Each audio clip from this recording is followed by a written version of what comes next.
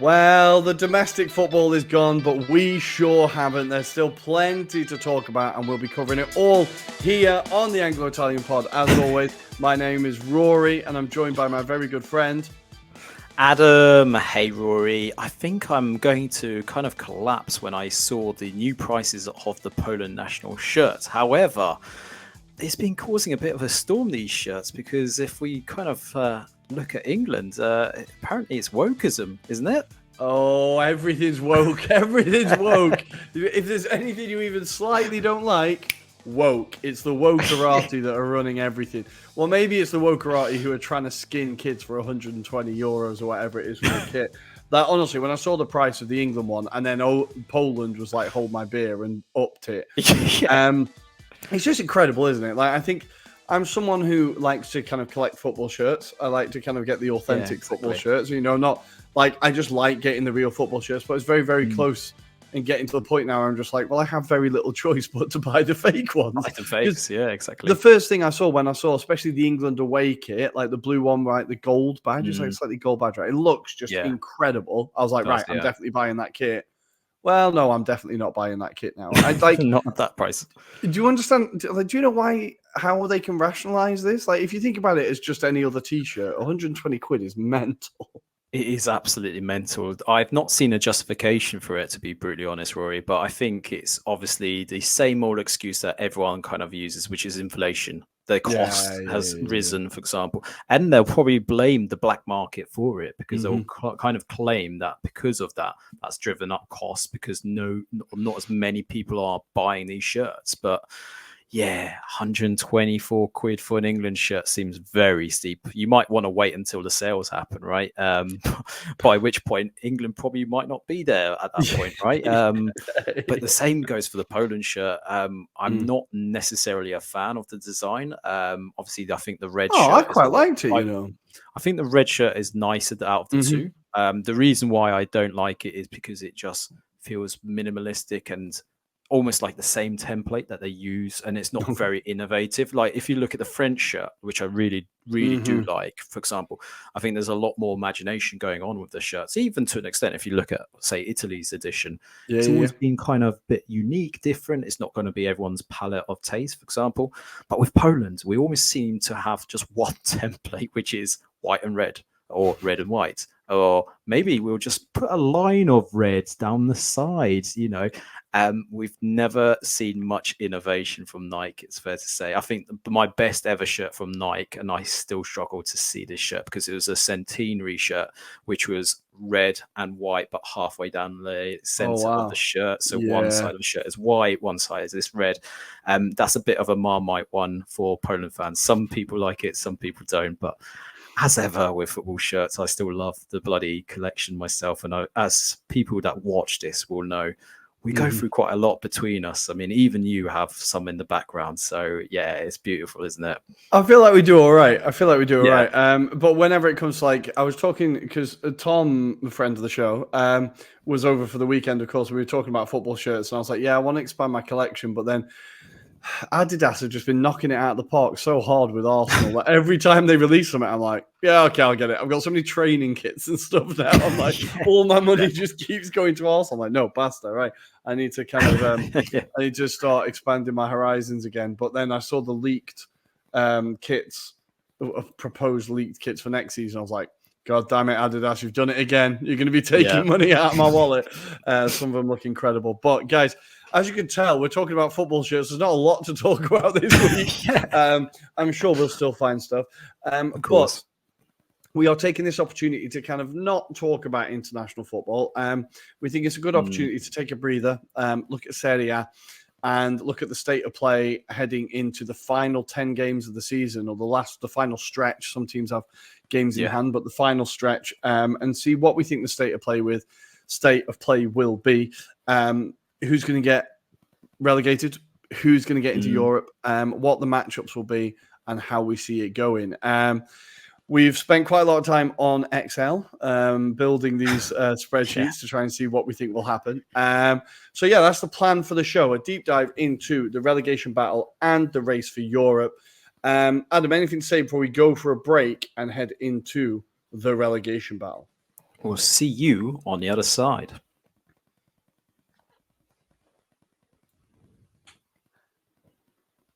Welcome back, and it is time for our deep dive into the Serie A relegation battle. At the moment, all the teams are incredibly close. It's insanely tight.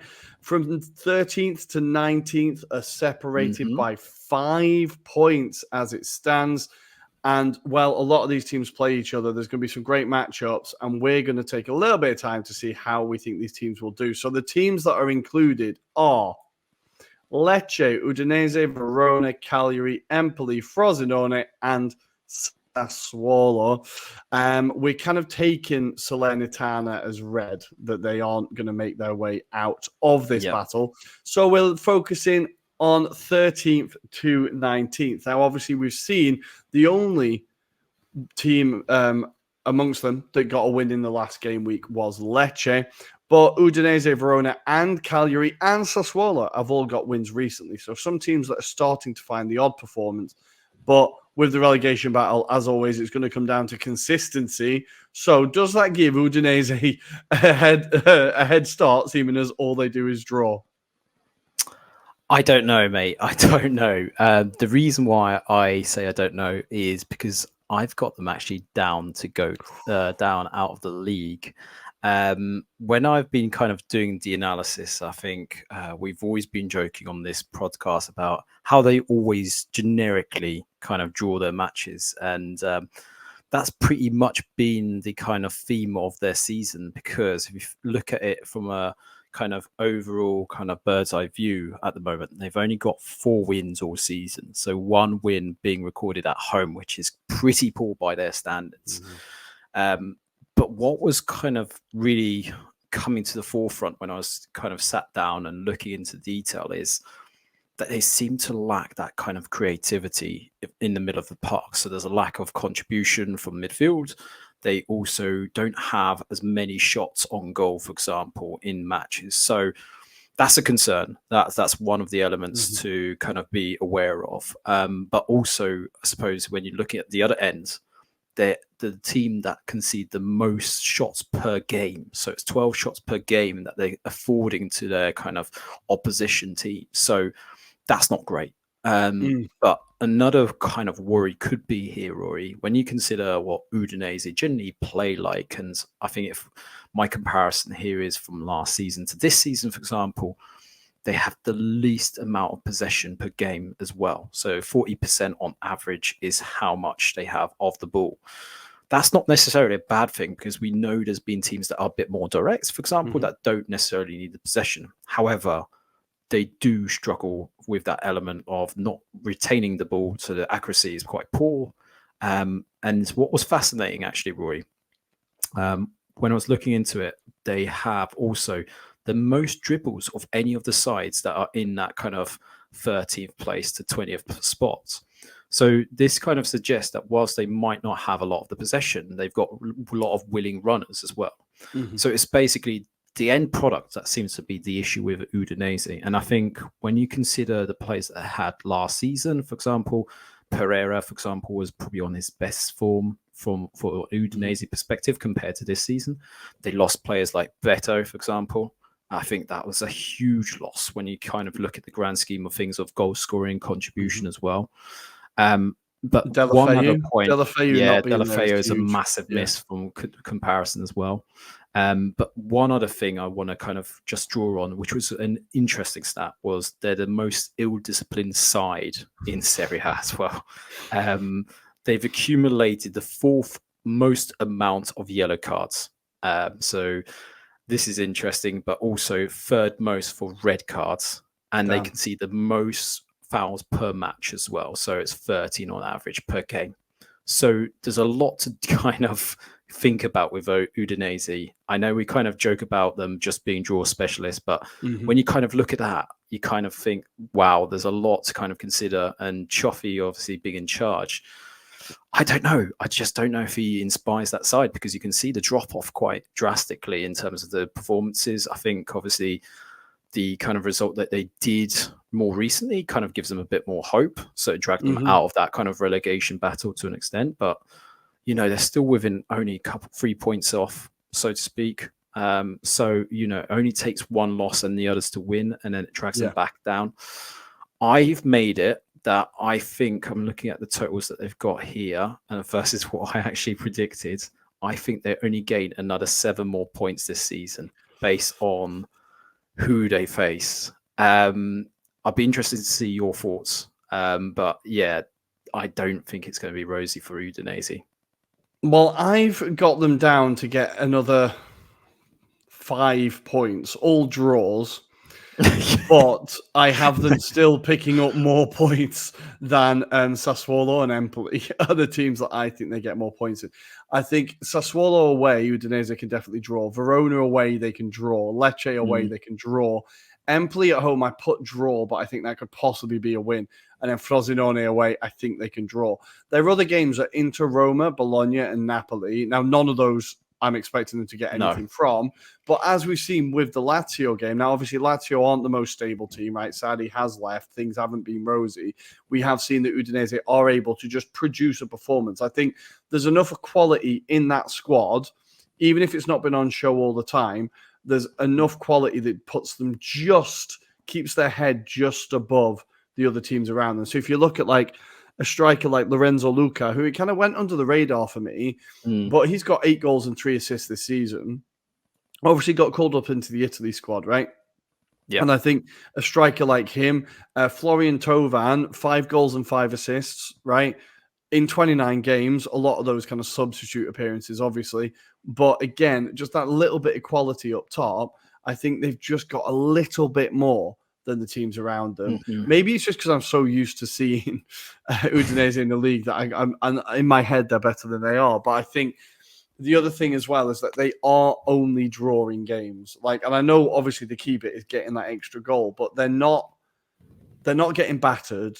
They're not there's a good structure there, I think, or a good enough structure there to keep them in the league. Obviously, a lot of what you said there, give up the most chances, giving away the most fouls. There's a lot of problems there. Let's be honest. But I think the structure is good enough there to just keep them in it. But I don't think they win another game this season. I think, that tells you how badly I think the other teams are going to do, right? But I think having a striker like Luca, who has had a good season, and Thauvin gives you just that bit more when the going gets tough. No, wait. When the heat is on, I want to get the right analogy. When the heat is on, they kind of step up and they've been in those big games. So I think if you look at them compared to teams like Frosinone or Sassuolo, I think it gives them a little bit of an advantage. But there still needs to be a major inquest at the end of the season at Udinese into how they've allowed the squad to get to this point. Because we remember last year, we were talking a lot about them getting into Europe and they were pushing. Obviously, the end of the season was pretty terrible. But they were really there was a lot of quality in that squad and they were going places. So I think there needs to be a big turnaround at the end of the season. But I think they should just do enough to stay up. We'll recap at the end kind of who our bottom 3 are, so it's not as confusing. But should we go on to the next team who I think will be okay to stay in the league? And it's just above them. They are the team that got the one in the last game week, and this is Lecce. Again, a team that we've been really impressed with in general. Don't concede many goals, but more importantly, don't score many goals. Obviously gave away Stafetza on loan, which looks more and more confusing by the week. But Adam, what are your thoughts when you think of Lecce? The fixtures they have coming up, they have to play. Now they've got to play 4 of the big boys. So they've got to play Roma at home, Milan away, Atalanta at home, and Napoli away last game of the season, which is massive. But they do have Empoli at home, Sassuolo away, Monza at home, Cagliari away, and Udinese away. So they play so many of the teams around them. Their destiny is definitely in their hands, right? Yeah, definitely. And you mentioned a lot of those games, a lot of them being at home as well, which is the critical bits. Because if you look at the games, the biggest side, shall we say, for argument's sake, so with the exception of Roma, that's the upcoming fixture that they've got, Milan away, and last day of the season are away to Napoli, which I feel they should be doing enough to stay up. Now, the rationale behind this, and I've got the stats to kind of back me up here, they've scored more goals this season than they did last season. They've actually eclipsed where they were for the same period. Last season, they scored a total of 33. They've scored 26 so far. So that's a promising sign. And I think that goes down to the approach that Roberto De Versa actually implemented with Lecce. I know we were kind of very critical of the form of late with Lecce, but that direct style has clearly contributed a lot more open goal kind of play as well. And I think with that as well, they've had the most shots on goal per game as well. So 13 versus their kind of opponents in this kind of mix. So that's really positive. With that direct style, though, it just means that they're not as accurate with their passing. So accuracy is per game 277, which might not sound a lot, but actually in the grand scheme of things, when you've got sides like Bologna, Napoli, Fiorentina, they average around 500 to 400 per game. So that shows you the kind of vast difference in terms of style, but that's not to say the Lecce style is necessarily bad. Where they're being let down is, as you can imagine, at the back. So, currently as it stands, they've only got 3 clean sheets. For the total of last season, they only had 6. So you could argue they might achieve it, but I think looking at the fixture list, it's unlikely that those games are going to be 0-0. Let's put it that way. So it's going to be very difficult. Very similar to Udinese, though. Discipline seems to be an issue for them. 3rd highest for yellow cards and 5th as it currently stands in the table for red cards, so 4 in total. So whilst the other difference that I saw from last season versus this season, there was a reliance on Strafezza for the goals. He was their top goal scorer for last season. It's a lot more shared out this season, Rory. So Kristovic has only got 5 so far to the campaign, and you've got 8 players on a single goal, which might not sound great, but sharing that responsibility of goals means there's obviously less pressure. But it does also mean that I suppose there's kind of that element that they need someone else to be maybe stepping up in terms of their game, being a bit more prominent in terms of that aspect. And I love Almqvist, for example, but he's only had 4 goals. So he's much more of a contributor than he is necessarily a goal scorer. And I think that's probably the element that maybe Lecce look at maybe for next season, Rory. But defensively is where they need to shore up. I think it's a blessing that they got Falcone in goal. I suppose I feel Lecce should have enough as it currently stands. Against my predictions, and I'm looking at where they are points tally-wise, I think they're going to gain another 11 points. And I think the rationale was, I think the head-to-heads are where they're going to make up those points. So yeah, I've got them actually to finish around 13th, 14th as it currently stands.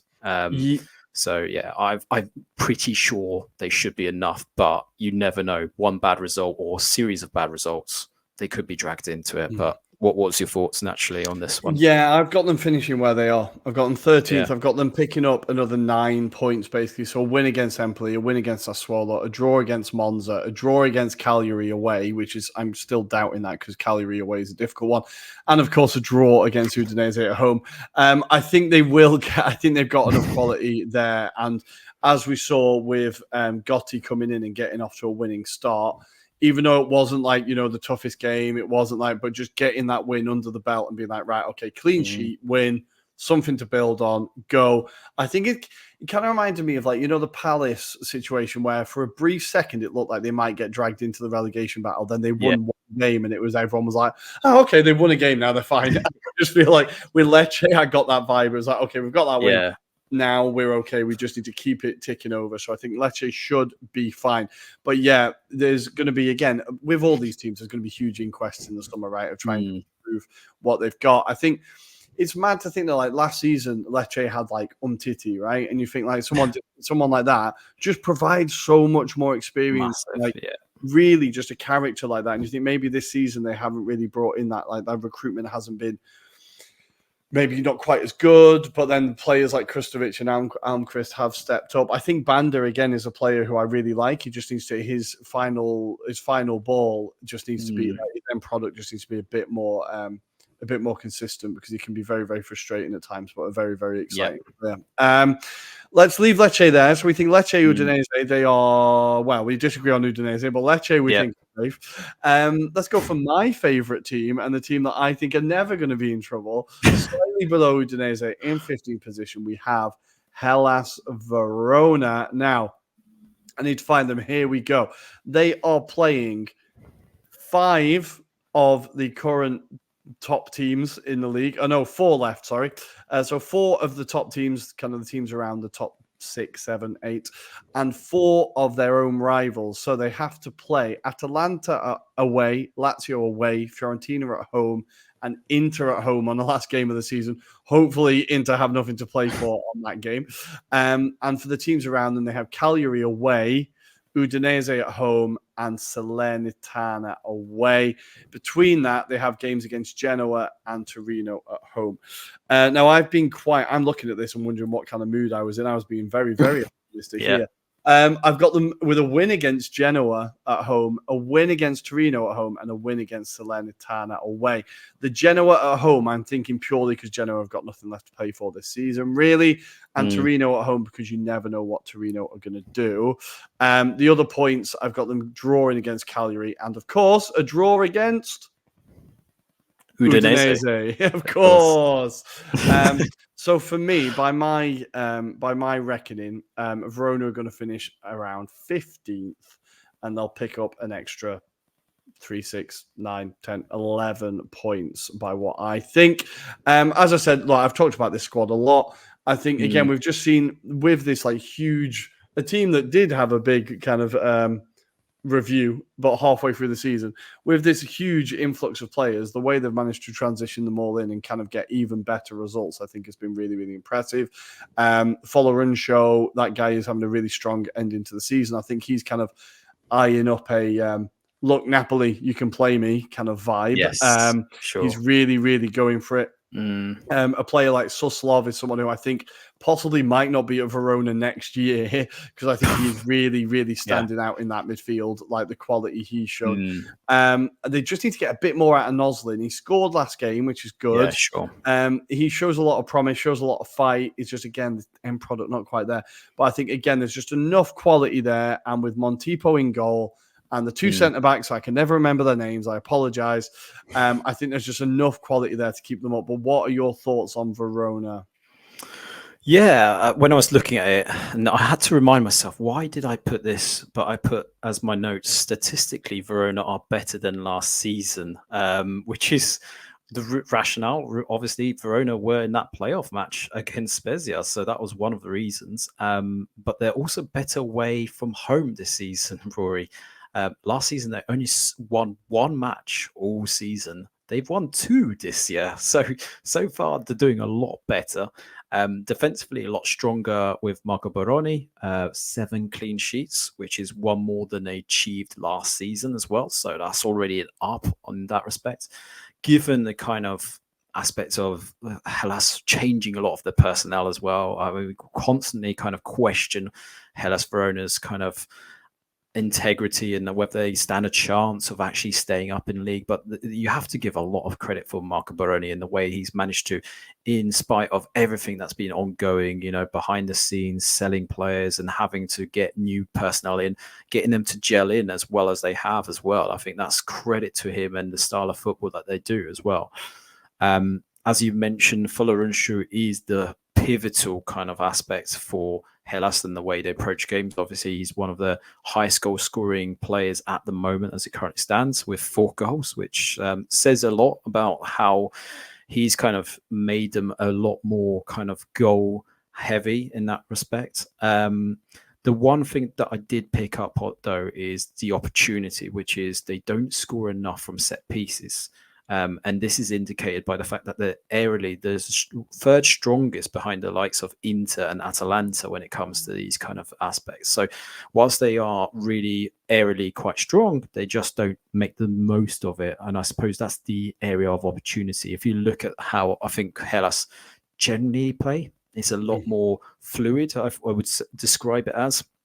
And don't forget, they had that fantastic Folarunshu goal against Juventus from a set piece, but obviously it was on the volley as opposed to being on the head. So I think that's the area of opportunity. But I think credit to Hellas Verona for the way they've gone about it. I'm just trying to remind myself where I had Hellas in my predictions.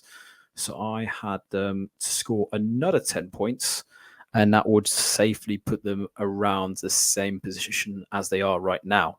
So yeah, I think it's fairly straightforward for them. I think they will maintain it. And I think they've been making some really astute signings, like you say, Soslov. I still think Swiderski will come off eventually. Obviously, it's probably taking them a little while to get used to the kind of manner and the style of football. But I think promising signs for Hellas. I think they're actually going to do better than they did last season, and Marco Baroni deserves to be a contender for manager of the season. That's where I stand with this one. He's done a very, very, very good job with all the turmoil there. It does have to be said. Yeah, I have them as 15th, finishing on 35 points, more or less. And yeah, I think they should be safe. Time to build another team. Get back that. You can go back to the Barak, Simeone, and Caputo days. Hopefully, if they can get the regen started, that would be nice. But let's kind of look down to the next team, and I think this is maybe where it gets a little bit more depressing for these teams. We're going to go down and we're going to start talking about Claudio Ranieri and Cagliari. Now, Cagliari, they have to play. Of the big boys, they've got Atalanta at home, Inter away, Juve at home, and Milan away. They've also got Fiorentina at home. We're counting them as one of the big boys, I think. Of the teams around them, they have to play Verona at home, Lecce at home, and Sassuolo away.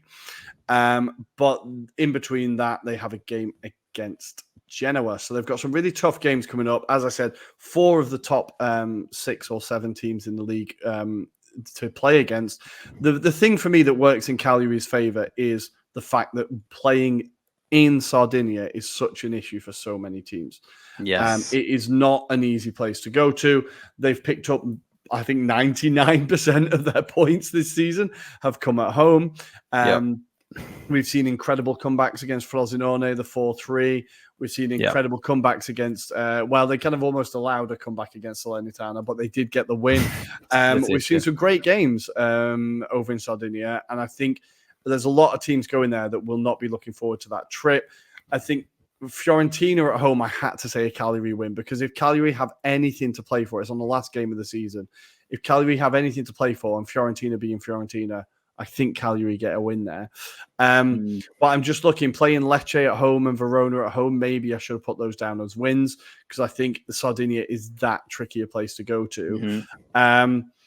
It's just the fact that they've got to play Atalanta into Juve back-to-back. Like, that could be a really disheartening run of form. Like, if you say they lose to Verona at home and then you have Atalanta into Juve, all of a sudden it's very hard to turn that around.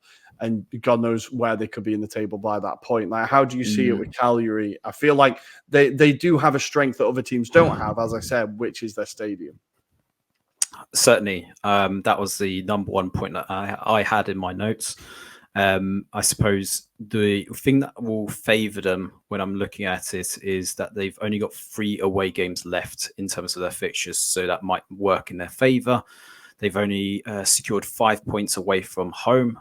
3 of them came against Empoli not so long ago in recent weeks. So it's massive that their home form is the key contributor. And I think, to your point, yes, whilst they have got some big matches, including the bigger sides, this is where they could grind out some results. The one thing I suppose that counts against them is their style of football. So again, second worst possession stats in the league behind Udinese, who are the worst.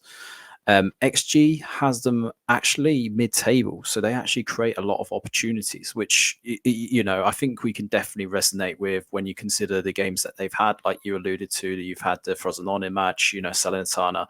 Those games, they create a lot of opportunities. I suppose where they're not as strong, inevitably, is at the back. One of the worst when it comes to successful tackles per game, so it's only on average on 8. Dribbles per game as well is 6, so one of the lowest in the league with the likes of Empoli. So it means they're a lot more kind of reliant through that middle in terms of the way they play about their games. But I think obviously the form of their kind of strikers, as well as the kind of Gianluca Gaetano, who came in from Napoli, I think that's been such a pivotal signing for them. It's helped them contribute from goals from the midfield, which I think they lacked for that first half of the season, which was massive. But the likes of Luvumbu, and Pavoletti have contributed some really important goals. 20 goals at home, Rory. I think that's a massive kind of respect to them, because I think we've not necessarily associated Calgary with goals, but they do score a lot of goals at home. So massive. But to your point, yeah, they've got to play some big 6-pointers in this kind of rest of the fixtures. I think that's going to be really pivotal for them to pick up points. I have them. This is going to make you laugh. They're going to be surviving by a solitary point. That's how tight I've got it. It could even go down to goal difference, but I have Calgary just above the relegation zone in 17th. And I'm just looking at where they stand right now. So I've got them to gain an extra 8 points in between that. So that's how tight it's going to be. Yeah, I've got them down as an extra 9 points. So I've got them a little bit more comfortable, but again, around those positions. Yeah, I think maybe just having Claudio Ranieri gives them a little bit of a wily man. I know that his career hasn't been as good since Leicester, and it wasn't as good until Leicester, but I feel like he's just got enough experience to get enough out of that squad. I think bringing in a player like Yerry Mina, again, like a player that, and I've been really impressed, honestly, by how he's fitted in. I know he played in Serie A before he came to the Premier League, so it's not like he's had to adapt to the game or anything. Sure. But just the fact that he's coming from one relegation battle club to another relegation battle club, and he's just been like, okay, I know the drill, let's go. And I feel like he's just added a bit more surety to that back line. And you mentioned my favorite player, Luvumbo. I think he gives him a little bit of quality up top. So I think, again, they have just enough, but they're lucky that there's worse teams in this league, because I think any other season they could and should be going down, really. Yes. So yeah, it should have been Bardi that went up instead of them. Anyway, I'll get over it one day. Next, let's go down to 17th. So another team that we have surviving. Let's go down to 17th, and this is maybe where my predictions start to go red, and we have Empoli. Now, why am I so down about Empoli? Well, their run of fixtures is absolutely horrific. They have to play 7 of the top teams. 5 of the top teams. They have Inter away next. Then they have Napoli at home, Atalanta away, Lazio away, and Roma at home. So these are the games against the top teams. Yep. They have to play 3 of the teams around them in Lecce away, Frosinone at home, and Udinese away. And they've got a game against Torino at home just thrown in for good measure. I don't see any games where they get a win here. So I've not got a single bit of green on this spreadsheet that I'm looking at. I've got a draw at home against Torino, being very, very generous there. A draw at home against Frosinone, I think is reasonable. And a draw away at Udinese, of course. So I think I've got them only picking up another 3 points. This, when my graph puts them at 18th in the league. And I think, unfortunately, this could be one of the very few blotches on Davide Nicola's mark book in terms of relegations. I just don't see enough there. I think it's just the fixtures. The fixtures are so hard. They are, and I think I was a bit optimistic with my predictions here, looking back, especially when I've been compiling the kind of in-depth analysis on Empoli even, sorry.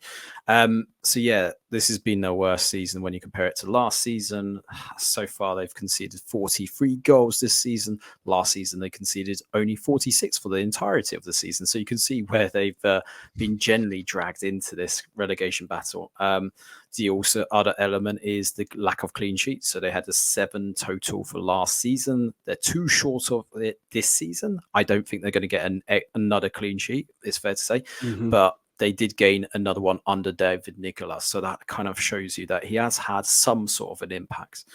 I I suppose, yeah, this is where it gets a bit more interesting, is around how he's managed to change their fortunes of late, because they've been pretty weak when it comes to the attacking third as well. So they've got one of the least amount of dribbles, for example, per game on average of 6. XG has them at 29.2, which ranks them in 17th. Shots per game is also the worst in the league, only on average 3 per game. So you can see where the issues are. However, having said that, under Nicola, they have scored 11 goals. So this is already significantly better than they had under Andreotti previously. But also, when you look across the side, obviously they don't score many goals. In total, 22 goals so far in the campaign. Szymon Szyrakowski, who came in January, is the top goal scorer for them with 4. And obviously he's just an attacking midfielder. Yeah. I do feel that Baldanzi element at the beginning of the season was a weird one. How he didn't come on and start matches, it was a very strange kind of decision at the time. You can see where the opportunities lie. They need to just be more clinical up top, take their chances. I've also got them here as least clinical in the air. Aerially, they're really struggling. So it does feel like both defensively and from an attacking point of view, this is where they got at, is during those kind of set plays as well. So you could see that's the elements that David Nicola's been trying to work on with this Empoli side. But they have, however, conceded a lot of late goals. If you look at last game against Bologna, that was a late goal as well. Yeah. They did really well to hold it out, and this was with 10 men as well. So to a degree, they've been unlucky with David Nicola. But yeah, I'm kind of wondering why I've got them to score. And let me just double check this. I think I've got them to score an extra 11 points here. I don't know why I've done that, but wow, I like it. I like it. Look, I've been optimistic. David Nicola knows what he's doing. And I don't think anybody would be surprised if Empoli did get out of it. I just think the fixtures they've got are so difficult. I was typing them in and I was like, oh my God, you're playing all of them. You're playing all the teams. Yes. And not only are you playing all of them, you're playing the teams that like have stuff to play for. Like, yeah, apart from Inter, like you've got Napoli, Atalanta, Lazio, and Roma, who are all going to be fighting until the final day of the season to try and get those European spots. Because as we talk about it in the second half of this pod, it's pretty tight up there as well. So I think it's just the way the fixture list has fallen for them. I think it could just be a little bit grim for Empoli. It's a shame, but for me, they slip into the relegation zone and into Serie B. If we continue to slip down the table, we are going to Di Francesco's Frosinone. Now, if we look at their remaining fixtures, I think it was slightly kinder. So they have to play, of the top teams, they've got Bologna at home, Napoli away, and Inter at home. That's it. They play, of the teams around them, they play Salernitana at home, Empoli away, and Udinese at home on the final game of the season, which could be huge. But the games between them, they've got Genoa away, Torino away, and Monza away. I don't think they win in any of those stadiums. Like, they are all mid-table teams, but they are all difficult places to go to. The only win I have them picking up is, of course, Salernitana at home. I think they've got enough to beat Salernitana at home. Yeah, I've got them drawing against Empoli and a draw against, of course, Udinese at home. This, for me, puts them into 17th position. So it's just that win against Salernitana that keeps them in the league. How do you see it for Frosinone? Well, it's going to be interesting, isn't it? I looked at this, and they're the most footballing side of all those in the relegation battle, because the possession stats is highest of all of those that are currently scraping for it with 51%, which actually puts them quite admirably in the top half of Serie A as well. They also score quite a lot of goals, so 37 goals. That's the most of any of the teams, and they scored the most against all of the other sides from set pieces as well, which was definitely something that we've been evident to see. However, on the flip side, obviously, the amount that they concede is where they've been let down at the moment. And Turati obviously is having to hold the fort right now. On average, they concede 15 shots per game to their opponents, which you can see that kind of playing through. If you think about Lazio, the last game, they obviously lost that 3-2. Previous, in a few weeks back, you had Roma as well. So, yeah, they are just very open, it's fair to say, in terms of the style of play. They like to play attacking football, but they are not very defensive minded. One thing that I did pick up on, though, as much as we've been talking about how great a signing he's been, Matheus Sule, I'm talking about here, who's obviously top goal scorer for them, completes the most dribbles. So he's obviously one of those players that's quite adventurous with his style of play. And I'm sure under Di Francesco, he's encouraging him to do that. But the last time he scored was back in February, Rory, against Milan. That was on the 3rd of February, which you can kind of see that play through because actually Walid Chidira has started to pick up some of that kind of goal contribution, but he's far from consistent. That's the problem. I think whilst he has picked up that form and taken a little bit of that slack off Sule, that lack of contribution from Sule is definitely having effects in terms of their performances of late. XG also has them from a conceding point of view, second worst behind Salernitana. So they are pretty poor from that point of view. I've got them optimistically getting a lot more points. I don't know why I did that. But yeah, I've got them pretty safe. But now I'm starting to really second guess myself and think, did I play that right? I don't know where I kind of calculated that they would score 40 points. Wow, damn. Yeah, that was quite optimistic. I think I must have thought that they would do quite well against certain sides. I think it's just more the footballing aspects. And I felt maybe with Sule, obviously being the key pinnacle, but now I'm looking at those kind of hard stats and I'm like starting to second guess myself. So Sule, please pull off some amazing performances in the next few weeks. But yeah, I've got them to stay up, Rory, despite me kind of slagging them off at the beginning of the season. I'm pretty sure you can clip it somewhere on the first ever episode. We definitely I had them down to go down anyway. So let's see. It's all right. We all do it. I had Lazio Scudetto winners, so don't worry about it. But I think it's literally, for me, I've got them picking up 5 points for the rest of the season. It's just like home game against Salernitana. I think that they have to thank their lucky stars that has fallen at this end of the season. I think, but all of these teams here, if they're playing Salernitana, I've basically got them winning. I just think that Frosinone, they've been really entertaining to watch. Their games have been incredible to watch, which is amazing. But not if you're at the bottom of the table. I think if you're at the bottom of the table, you want to be quite dull. You want to be quite you don't want to be first on match of the day every week, if you know what I mean, because it means that there's just goals flying in. And I feel like Frosinone have been fantastic entertainment, but it just means they're just utter chaos. And like you said, we talked about it, the game in Cagliari when they were winning, and then it's just so endemic of their season. I just think they're just. Thankfully, they're playing Salernitana. Let's just say that. So I've got Frosinone finishing 17th. And then the last team we're going to be talking about before we take a very quick break is, of course, Sassuolo. Now, Sassuolo, I don't have... Here we go. I've got them getting 2 points for over the rest of the season, and that is in the next 2 games. They have Udinese at home, so that's a draw. And they've got Salernitana away. So I've put them down as a draw for Salernitana away because I genuinely think Sassuolo are that bad. Of course. But the teams that they play around them, so as I said, they've got Udinese at home, Salernitana away, Lecce at home, and Cagliari at home. But they also have to play Milan at home, Fiorentina away, Inter at home, and Lazio away on the last game of the season. And Lazio are definitely going to be fighting for a European space. Yep. I think... there is nothing here that Sassuolo can do, basically. I know they got the win against, it was against Frosinone, right? The 1-0 win. But even that was fortuitous. Caio Jorge misses a penalty. There was definitely chances for Frosinone to get back into that game. Obviously, the win's great, but I just think it's too much water under the bridge at this point at Sassuolo. We've seen how horrific their defending has been. There's been a few performances from Torstvedt and players like that where you think, okay, there's a bit of a spark, but then you see Pinamonte, and every time he gets the ball, you're he just goes wide. He takes too long on the ball.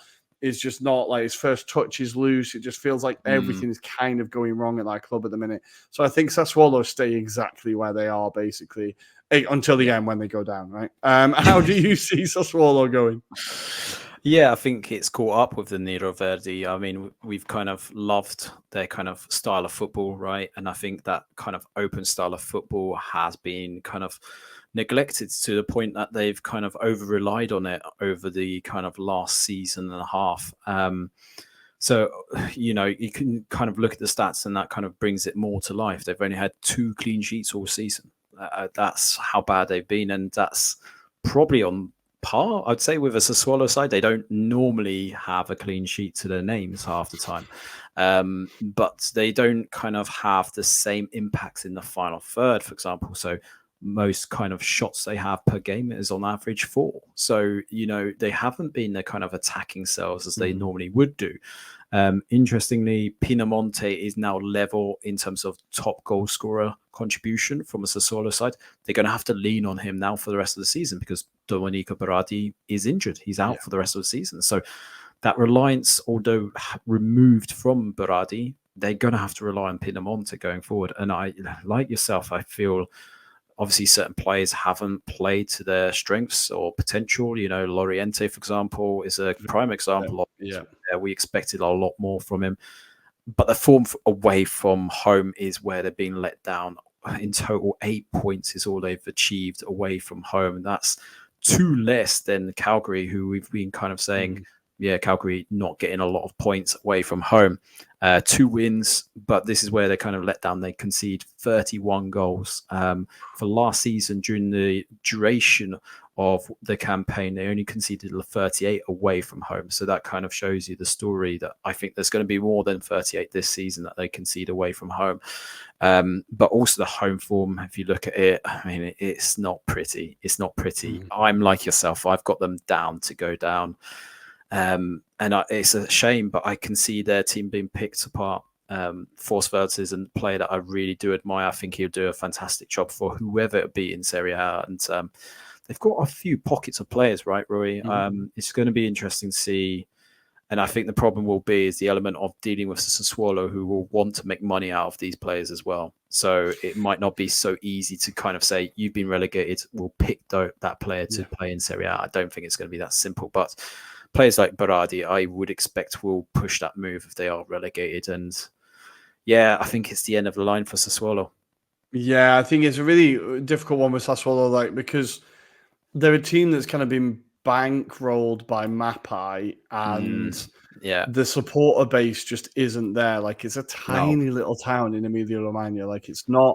You can see the stadium. There's regularly more away fans than there are home fans. Yes, exactly. It's not a well-supported club. And I feel like once you get into, and then you have a season like this, which is so depressing, and the fans have just stopped turning up, and it just feels like if they get down to Serie B, are Mapai going to be right, we go again? Is there going to be or is it just going to be a completely empty stadium next year? I don't know. Possibly. Of all the teams that we have going down, this is the one that I worry about their future the most. I'll be honest, where I'm okay, what, just a very, very uncertain future. Empoli, who I had going down, I know this is what they do. They come in between the leagues. They'll be up in a couple of years with an exciting few young players, and they'll be fine. The other ones, Salernitana, they're kind of Serie B anyway, but they're owned by, or they were owned by Lotito, but there's enough there that they can come back up. Sassuolo, I'm just not sure how stable it will be. But to finally wrap up the relegation battle, I have relegated in 18th place Empoli, in 19th place Sassuolo, and in 20th place Salernitana. Adam? Yeah, I'll go in reverse order. So 20th place, Salernitana. I think we both agree on that. In 19th place, I've got Sassuolo. And in 18th place, by a solitary point between them and Calgary, I've got Udinese to go down. We will see. One of us is going to be wrong, or both of us are going to be wrong. We shall see. Either way, we'll be wrong. So we are going to take a very quick break, guys. And when we come back, we're going to shoot up the table, and we're going to be a little bit more cheery talking about the race for Europe. We will see you on the other side.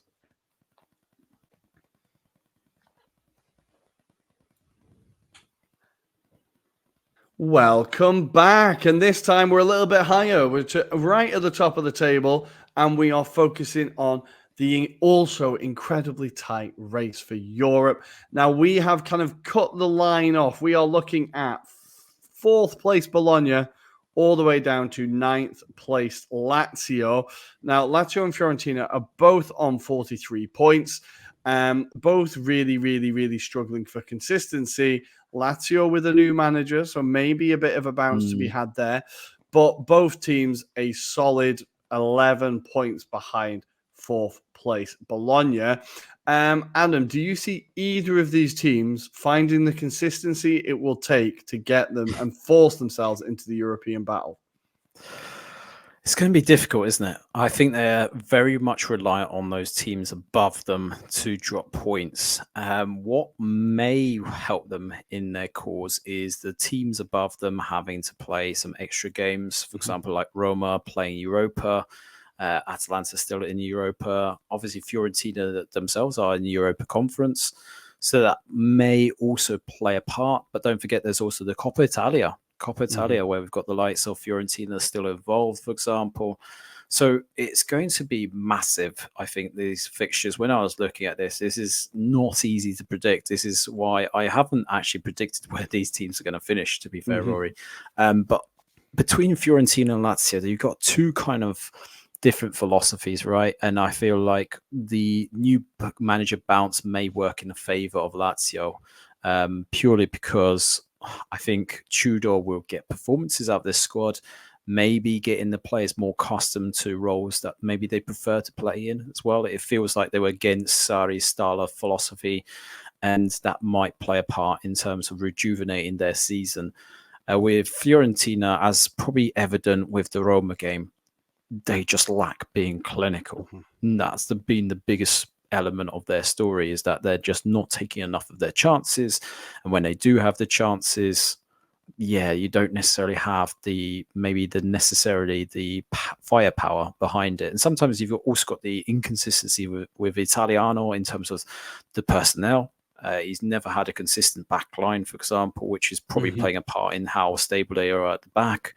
But also Nicky Gonzalez, who I think is their really talismanic kind of attacking outlet. He's been kind of either been subbed or he's been dropped to the bench, not started a few games. So that can't be doing him any favors in terms of form going forward as well. I feel that if it comes to it, Lazio possibly pushed this group a lot further. And when I say the group, I'm kind of measuring it from 6th to 4th.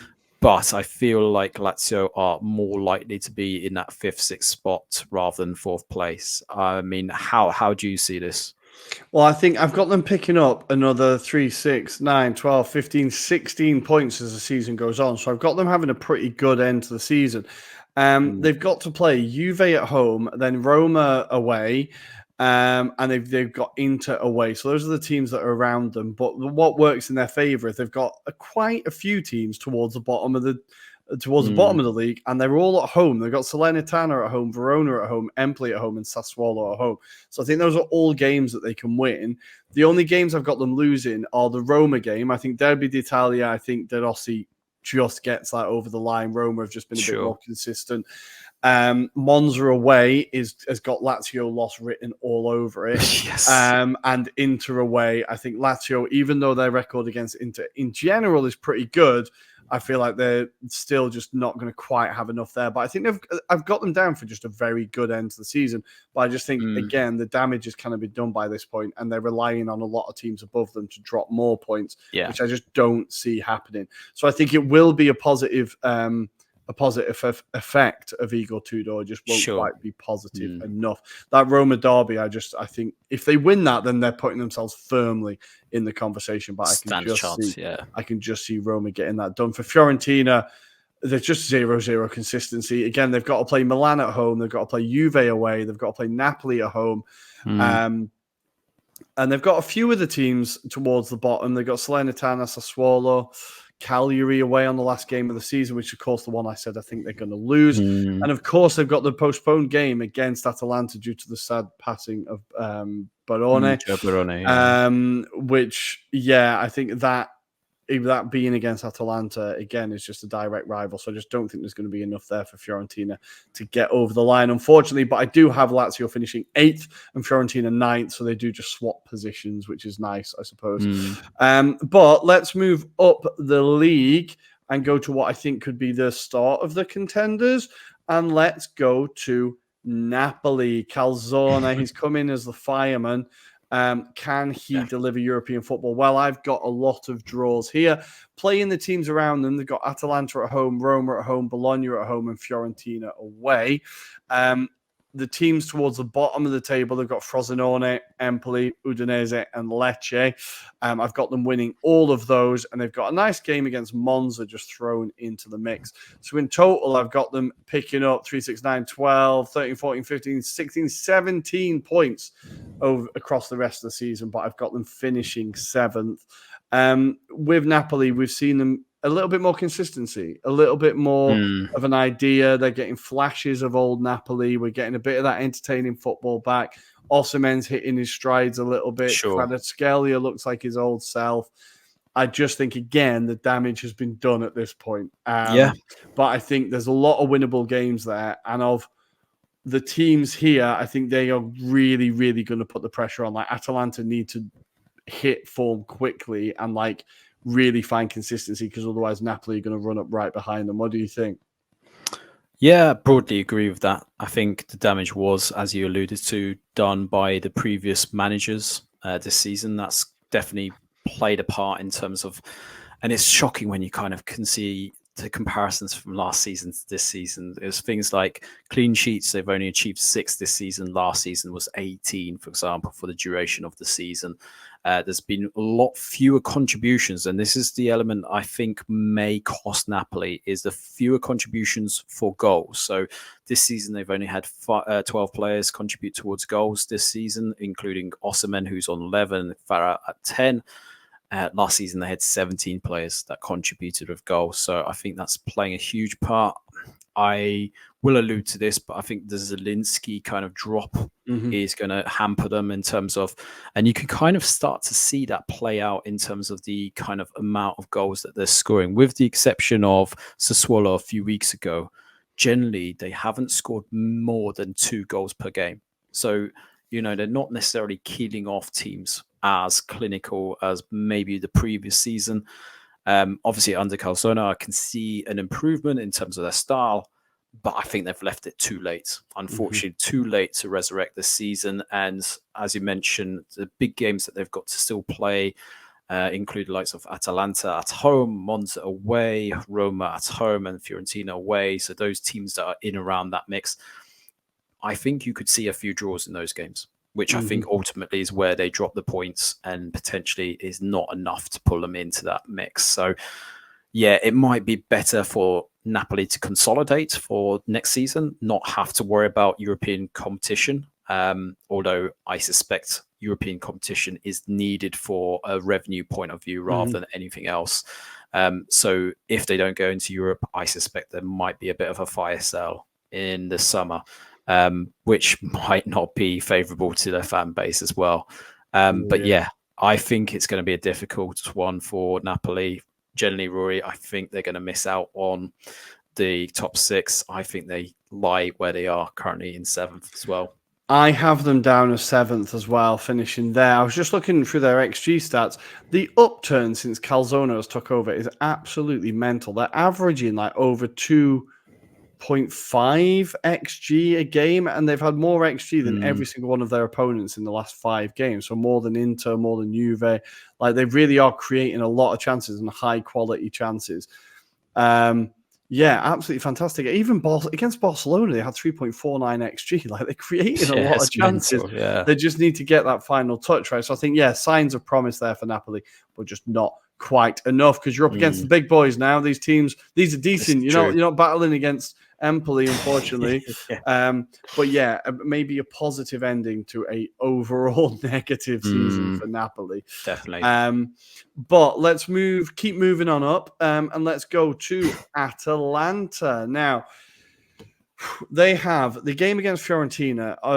They have a game against Napoli away, and they have to play Roma at home. Those are the only teams around them that they have to play. Now, of course, with Atalanta, they've kind of come through. They are coming through their rough run of fixtures, right? So after this, it has to get easy, right? There's only so many top teams. So they have Cagliari away, which I have them drawing. They've got Verona at home, Monza away, which I have them losing. They have Empoli at home, Salernitana away, and Lecce at home. Their final game of the season is Lecce away, sorry. Their final game of the season is Torino at home. I've got them picking up 3, 6, 9, 10, 11, 14 points over the rest of this season. 14, 15 points, and I have them finishing 6th. So no moves in position so far. I have them finishing 6th, which will get them into the Europa League. Adam, how do you see the season going for Atalanta? It's been, if they can just get a tune out of Scamacca, they might have a chance. I think what might work in their favour, like you say, they're going through this rough patch at the moment, where they're also least effective is away from home. So they've only recorded 4 wins all season so far, and that's within 14 games so far. They've obviously got another 5 to play that will complete their total. Just looking at the goals scored element as well, because this is where they're a lot better at home, because at the moment they've scored something like 31 goals at home, I believe it is. I'll just double check. Yeah, 31 goals, but they've only conceded 10 goals this season at home, which makes them one of the top teams working from home perspective. They also have a lot more clean sheets compared to last season. So despite the intense style of football with Gasperini, they're actually a lot more sure but at the back as well. They've maintained the same kind of intensity with the same amount of interceptions, for example, in terms of their style of play. And it's interesting as well, Tyne Koopmeiners has the same amount of goals that he scored for last season. So he's going to definitely, I would say, score a lot more. I think where they will be let down is the way form. And that's where I've got them to stay where they are as well, ironically. I think they are going to stay where they are just purely because when you look at those fixtures, I think the next game against Napoli, they drop points or potentially lose. That is my thinking anyway. And then, yes, you're very much relying on those other fixtures to do something. I think that Liverpool game might be an interesting period for them as well. I still think that might screw up with them if Hellas, for example, need the points in between those games. That might be a second thought as well to bear in mind. And like we've said, obviously we've got lights of Monza and Fiorentina still in those mixes. They may cause them a bit of a shock as well. So that's where I've got them, Rory. Yeah, I have them finishing in the same position, exactly, in 6th. But yeah, I think again, just there's so many good teams around here. So many good teams around here. It's going to be a problem. But let's keep moving up and let's go to Roma. Vastly improved under De Rossi. Everything looks nice and rosy. And I've got them going on a bit of a winning run here. So the teams around them that they have to play, they have the Derby della Capitale against Lazio. Of course, they have Bologna at home, Juve at home, and Atalanta away. Now, I've got them beating Lazio, I've got them beating Bologna at home, and I've got them beating Juve at home. So I'm really banking on Roma doing very well at the Olimpico. I think under De Rossi, they have done very well at the Olimpico. I think the only thing that makes me doubt my optimism here is the fact that he hasn't really won a big game yet, right? Sure. The bigger opposition, he hasn't really got those results. Fiorentina, obviously, they got like huge draw at the end, which was a massive point considering how the game went. So I think the Derby della Capitale is the first chance for De Rossi to put his flag in the middle of the pitch and be like, right, I'm here. I can win big games. I can get this going. And I think if they do that, then they can go on to beat teams like Bologna and Juve at home. They do have to play teams around the bottom. So they have Lecce away next, then they have Udinese away, and they have to play Empoli away on the final game of the season, which I think, again, with everything likely to play for on that game, I think Roma get the job done there and probably say bye to Empoli and have a party in Tuscany. But I've not got them losing a game the rest of the season, which now seems mental as I look at that. Yeah, that can't be right. But Adam, how many ways am I wrong? You're not too wrong, but I think there is elements of their game that they're going to be let down by. So they have definitely scored a lot more goals than last season, currently on 55 goals. They scored 50 for the duration of last season, so already improved in that department. And that's probably unsurprising given it was a Jose Mourinho style football. But what they've definitely improved on is the amount of goals from open play, so 36 already, and they scored 24 goals under De Rossi already in that kind of spell since he's taken over. So that shows you that almost half of those goals have come under the De Rossi reign, which is amazing when you look at it. Where they potentially will be let down by, and it's the kind of intensity and interceptions per game, for example. So they only record 6 interceptions per game, which I found quite alarmingly low for this Roma side. However, that's where they've been measured versus last season, where they had 10 per game. So that kind of shows you maybe a drop off from the Mourinho style has definitely played a part in terms of his kind of reign there as well. They're 12 points from eclipsing what they achieved last season with a points tally perspective. I think they will achieve that. They are scoring a lot more goals, as I pointed out. But they're also, the main thing I would say is they're winning a lot more games at home. The home form has been pinnacle in terms of their success. So the amount of wins that they've achieved versus last season, so far they're on 10. They only achieved 11 last season. So massive improvement so far under De Rossi. In terms of clean sheets as well, this is the interesting bit. So they've achieved 8 this season, 3 under De Rossi, and 14 for the duration of last season. I've still got them. I know this sounds like a broken record. I've got them to stay where they are. They are going to push Bologna, but I think Bologna's form is just going to help them out, and we'll allude to them in a moment, but that's where I think Roma are going to stay. Can I surprise you? I have them staying in exactly the same position as well. I've got them staying in 5th on 72 points, but a fair bit of a gap between them and 6th. Like, I have Atalanta on 64 points and Roma on 72, so I've really gone all in on Roma on a massive run that's here. Quite massive. That is a pretty big difference, isn't it? I feel like I did this during lunch at work. Maybe I wasn't in my. Maybe I should have had food first. I don't know. But yeah, it's going to be a good end to the season for Rossi, and if it isn't, you can blame me. You know, at least thank me for jinxing your cross city rivals. Hopefully, I won't jinx you. But let's go up, and keep going to Bologna. Now, it's everyone's favorite team. Now, the biggest thing in kind of Bologna's hand here is that they only have 3 of the teams around them to play. Yes. So they've got Roma away, which I said I think they're going to lose. They have Napoli away, which I think they get a draw, and they have Juve at home in the penultimate game of the season, which is looking bigger and bigger the more I look at that table. And I think they can beat Juve at home because they can. Yes, they do also have a bit of a favourable run now. So their next 2 games are Salernitana at home, Frosinone away. They've then got Monza at home. They have to play Udinese at home, and their final game of the season is Genova away. Now, Genoa are going to have nothing to play for by that point, if they've not got nothing to play for by this point. And I think Bologna, again, with probably something on the line, go and win in Genova. I've got them winning 1, 2, 3, 4, 5, 6 of the 9 games and only losing to Roma. So I think Bologna now, we've seen them, like, they had that big, like, great winning run at the beginning of the season, bit of a slump. They've had a big winning run again, and I think they're just going to keep this going. They're not going to let this go, right? They have to get this done. I think so. When you look at the stats, they're definitely a lot more clinical than they were last season. So they've already scored more goals than they did for the duration of last season, 42 goals versus what they've scored last season. So massively improved. I've got them actually, they've scored, I think, just double check on this stat, but I will make sure that is correct. So, 30, so it's 20, 30. So, 42 goals, So, 42 goals. Last season, they had 53 for the duration of the campaign. So, they're already on course to be better because for the same period, they were better than what they were. But what I've also noted here is that they've actually scored, or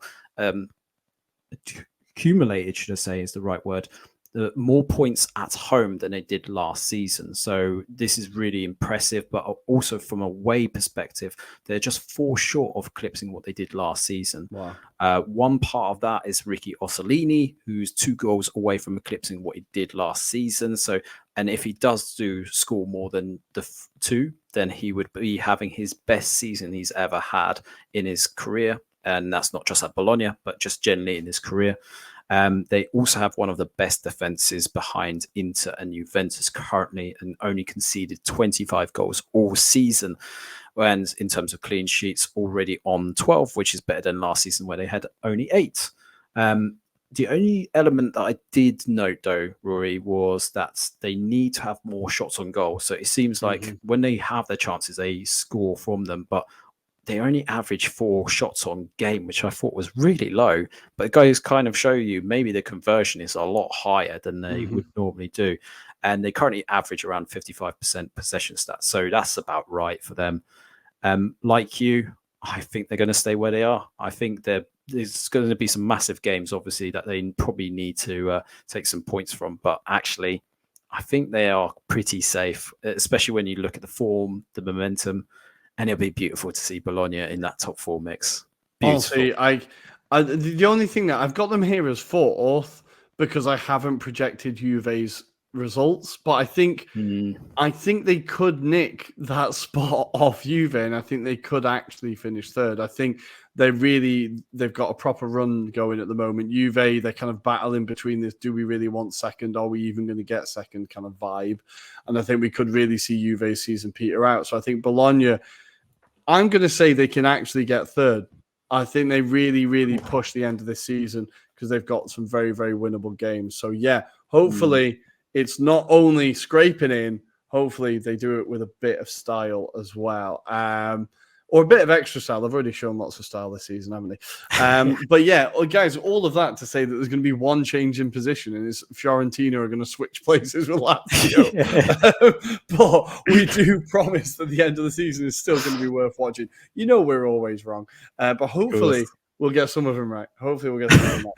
Well, guys, that is the end of this part. That is how we see the race for Europe going. We know that no matter what happens, the end of this Serie A season is going to be incredible. There's going to be lots of surprises, lots of shocks. And we can't wait to join you for all of it. We're going to take a very quick break. And when we come back, there's no weekend preview. So we're just going to go straight to Tiki Taka Toe. We will see you there.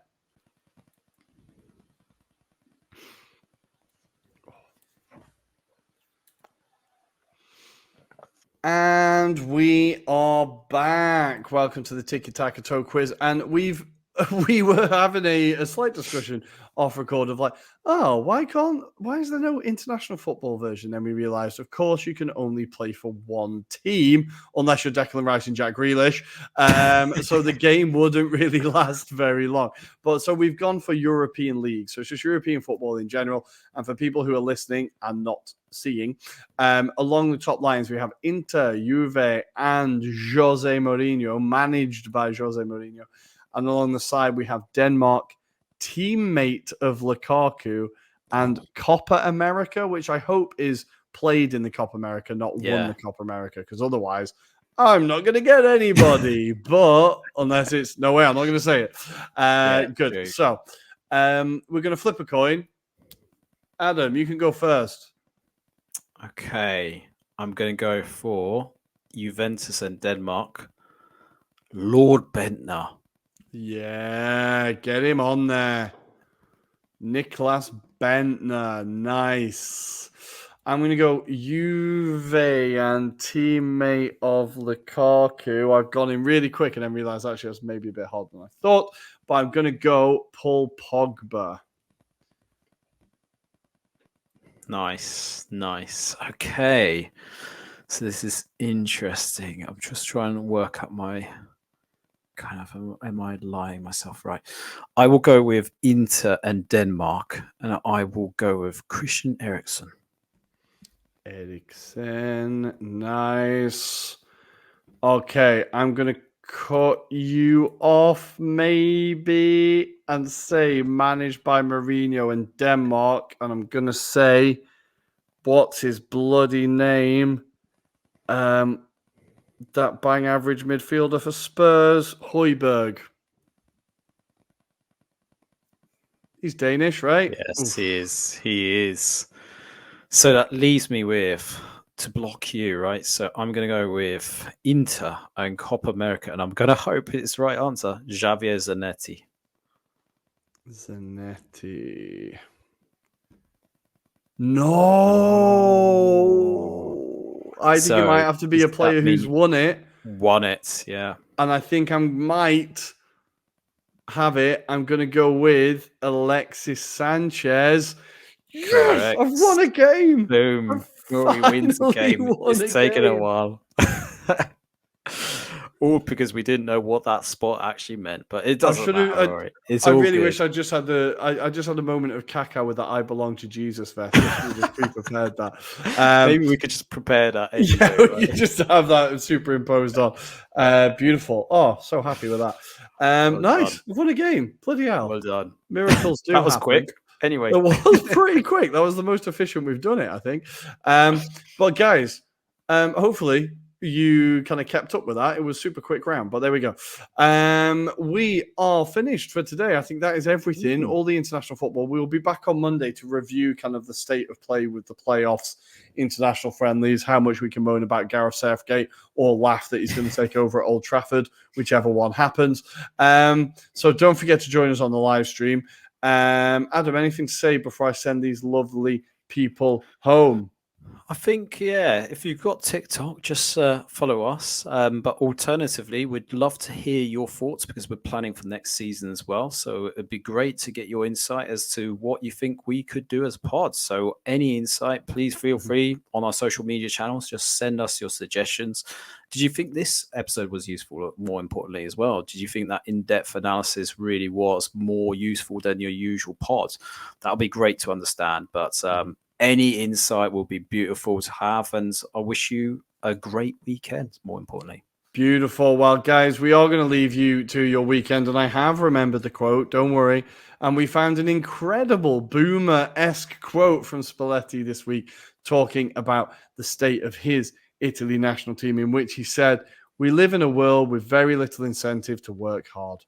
Young people would rather post a picture on Instagram with their hair done than put their head down and pedal. These are not the values of my national team." Well, that sounds just like my dad, honestly. Guys, have a good weekend. We will see you on Monday for the live stream. Ciao, ciao.